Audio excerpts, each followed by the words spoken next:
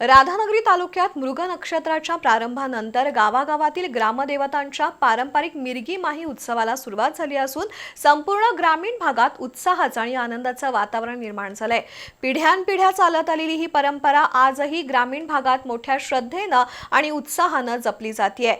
ग्रामदैवतांच्या दर्शनासाठी माहेरवाशिणी महिला, सुवासिनी तसंच भाविक मोठ्या संख्येनं गावाकडे दाखल होत असल्यानं गावागावांमध्ये सणासुदीचं वातावरण पाहायला मिळतंय।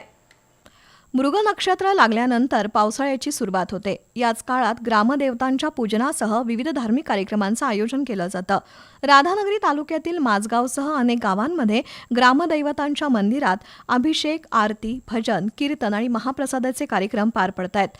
या निमित्तानं गावाबाहेर नोकरी, व्यवसाय किंवा शिक्षणासाठी गेलेले नागरिकही आपल्या मूळ गावी परतत असल्यानं गावातील सामाजिक एकोपा अधिक दृढ होताना दिसतोय। मिरगी माहीच्या निमित्तानं माहेरवाशीण महिलांची विशेष उपस्थिती पाहायला मिळते। विवाहित मुली आपल्या माहेरी येऊन ग्रामदैवतांचं दर्शन घेतात आणि कुटुंबियांसोबत सणाचा आनंद लुटतात। त्यामुळे घराघरात नातेवाईक, पाहुणे आणि मित्रमंडळींची वर्दळ वाढली असून गावातील वातावरण अधिकच गजबजलंय।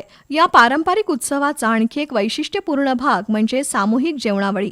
अनेक ठिकाणी कुटुंबीय आणि नातेवाईक एकत्र येऊन मटणाच्या जेवणाचा आस्वाद घेतात। ग्रामीण भागातील ज्येष्ठ नागरिकांच्या मते पावसाळ्याच्या सुरुवातीला मांसाहार केल्यानं शरीरात उष्णता टिकून राहते, तसंच थंडी, वारा आणि पावसाचा सामना करण्यासाठी ऊर्जा मिळते अशी पारंपरिक समजूत पूर्वीपासून प्रचलित आहे।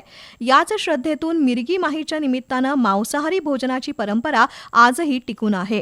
आधुनिक जीवनशैली आणि बदलत्या सामाजिक परिस्थितीत अनेक परंपरा लोप पावत असताना राधानगरी तालुक्यातील ग्रामस्थ मात्र आपल्या संस्कृतीशी असलेलं नातं जपताना दिसतायत। त्यामुळे गावागावात सध्या आनंदाचं वातावरण अनुभवायला मिळतंय।